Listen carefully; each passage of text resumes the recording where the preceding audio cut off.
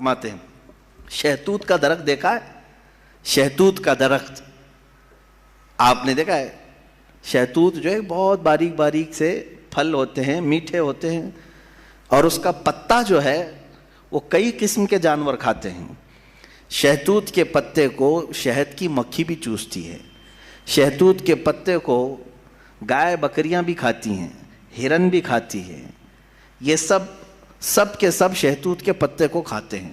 شہتوت کا پتا ایک رنگ کا ہوتا ہے، ایک ہی ٹیسٹ کا ہوتا ہے۔ امام شافعی فرماتے ہیں شہد کی مکھی اسی شہتوت کے پتے پر بیٹھتی ہے، چوستی ہے، اور اپنے چھتے میں جا کر کے شہد اگل رہی ہے۔ بکریاں اور گائے اس شہتوت کے پتے کو کھاتی ہیں، مینگنیاں ڈال رہی ہیں یا دودھ دے رہی ہیں۔ اسی شہتوت کے پتے کو ہرن کھاتی ہے، ہرن نافع پیدا کرتی ہے، جو مشک کی طرح ایک نافع ہوتا ہے، نہایت ہی اچھی خوشبو اس کے اندر آتی ہے۔ امام شافعی فرماتے ہیں ایک شہتوت کا پتا بکری میں جائے تو الگ اثر کرے، شہد کی مکھی میں جائے تو الگ اثر کرے، گائے میں جائے اور ہرن میں جائے تو الگ اثر کرے، آخر ایک شہتوت کے پتے سے نافع، دودھ اور شہد بناتا کون ہے؟ بناتا کون ہے؟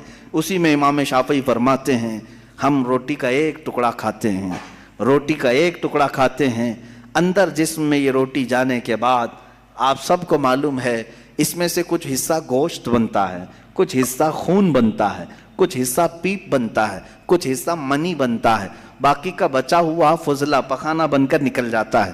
ایک روٹی گیہوں کی کھاؤ، جو کی کھاؤ، جوار کی کھاؤ، روٹی ایک ہی طرح کی ہے، اور اس سے گوشت کون بناتا ہے، خون کون بناتا ہے، اور پیپ کون بناتا ہے، منی کون بناتا ہے، سب کی الگ الگ قسمیں ہیں۔ امام شافعی فرماتے ہیں تمہاری ہزاروں مشینیں ایک طرف، لیکن اندر جو نظام چلاتا ہے وہ کوئی تو ایک ہے، کوئی تو ہے، تمہیں ماننا ہوگا۔ میں دہریوں کے متعلق کہہ رہا ہوں، جو ملحدین ایتھسٹ ہیں، جن کا کہنا ہے کہ کوئی ہے ہی نہیں، کوئی خدا ہی نہیں، تو ان سے میں کہتا ہوں کوئی بتاؤ تو صحیح آخر یہ چلا کون رہا ہے، یہ کون چلا رہا ہے، ہمارے جسم کے اندر کا نظام کون چلا رہا ہے؟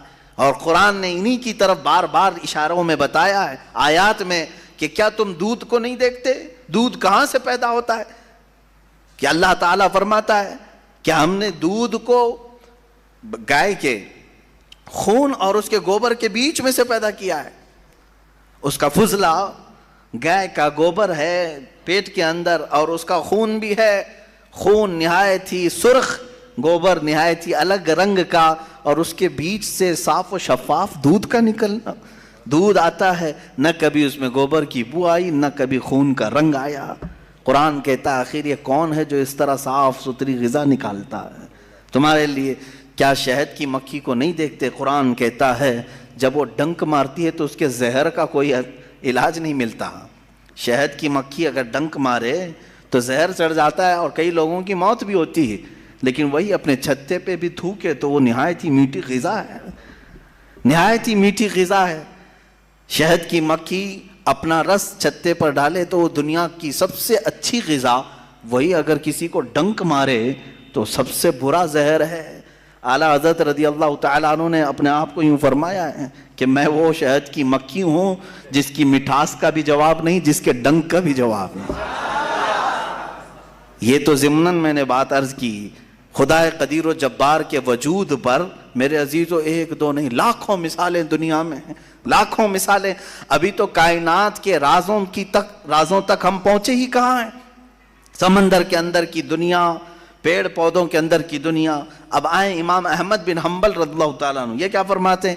آپ سے پوچھا گیا خدا ہے، کوئی دلیل ہے آپ کے پاس؟ کہتے ہیں میں تمہیں بتاتا ہوں، ایک قلعہ ہے، ایک قلعہ ہے ایسا کہ چاروں طرف سے بند، نہ ایک سوراخ جانے کا راستہ، نہ اس پہ کھڑکی، نہ دروازہ، کچھ بھی نہیں، ہوا تک نہیں جا سکتی، ہوا تک نہیں جا سکتی، پورا بند ہے، اور اندر اس کے نہایت ہی چمکدار موتیوں کی طرح ہے۔ پھر اچانک اس قلعے میں اچھلتا کودتا ہوا ایک جان والا پیدا ہوتا ہے، اور پھر وہ اس قلعے سے باہر آتا ہے۔ امام احمد بن حنبل کی ان باتوں کو سن کر لوگوں نے پوچھا ایسا کیسے ہوتا ہے؟ بند قلعہ، ہوا بھی نہیں جاتی، کوئی سوراخ بھی نہیں، اور اس کے اندر سے کوئی اچانک پیدا ہوتا ہے۔ امام احمد بن حنبل فرماتے ہیں یہ تو روز ہوتا ہے، مرغی کے انڈے میں نہیں دیکھتے۔ مرغی کا انڈا مجھے بتاؤ اس میں کتنی کھڑکیاں ہیں، انڈا تو اوپر سے پورا بند ہوتا ہے، ہوا تک نہیں جاتی، لیکن مرغی اس کو گرم کرے۔ اب تو مشینوں میں بھی، اب مشینوں سے بھی ہوتا ہے۔ مجھے یہ بتاؤ انڈے کی زردی اچانک ایک جاندار چوزے کی شکل کیسے اختیار کرتی ہے؟ کون ہے جو اسے چونچ دیتا ہے؟ کون ہے جو اسے پر دیتا ہے؟ اور پھر ہم نے جانوروں کو، پرندوں کو، ہر ایک مخلوق کو دیکھا ہے، ان میں رنگ ایسے بھرے ہوئے رہتے ہیں، دنیا کا کوئی آرٹسٹ بھی اس طرح کے رنگ بھر نہیں سکتا۔ کیا ہم مور کو نہیں دیکھتے؟ طرح طرح کے خوبصورت اس میں ڈیزائن کیے گئے ہیں، ایسا لگتا ہے کہ کوئی قلم لے کر کے ڈیزائن کیا ہے، کوئی برش سے ڈیزائن کیا ہوا ہے۔ نہیں میرے عزیزو، یہ قدرت کی شاہکاریاں ہیں، رب ذوالجلال کی شاہکاریاں، اور تم بے شمار خوبصورت مخلوقات کو دیکھو گے۔ پھر میں ان دہریوں سے پوچھتا ہوں، آخر ان تمام کو پیدا کرنے والا کوئی تو ہوگا، کوئی تو ہوگا، تم لاؤ ڈھونڈ کر کے، آخر کون ہے یہ سب پیدا کرتا ہے؟ یہ تو تخلیق، نظریے تخلیق، خدا کو پہچاننے کے 4 نظریے دنیا میں مشہور ہوئے ہیں۔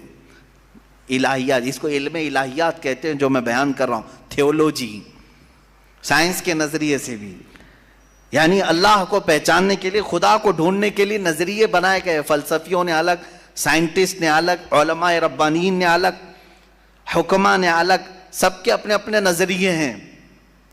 ہم اللہ رب العزت کو نظریے تخلیق سے واضح کرتے ہیں، لوگوں کے سامنے بتاتے ہیں کہ اللہ پیدا کرنے والا ہے، کیونکہ قرآن پاک میں جگہ جگہ اس نے، اللہ تعالیٰ نے اپنی ربوبیت کا، اپنی تخلیق کا اظہار جو فرمایا ہے وہ یہی فرمایا کہ تم اتنے کمزور ہو کہ ایک مکھی کو نہیں بنا سکتے، ایک مکھی پیدا نہیں کر سکتے، کتنے کمزور ہو، اور وہ رب ذوالجلال ہزاروں کروڑوں مخلوقات روزانہ بناتا ہے، روزانہ انہیں موت بھی دیتا ہے، حیات و ممات اسی کے دستے قدرت میں ہے۔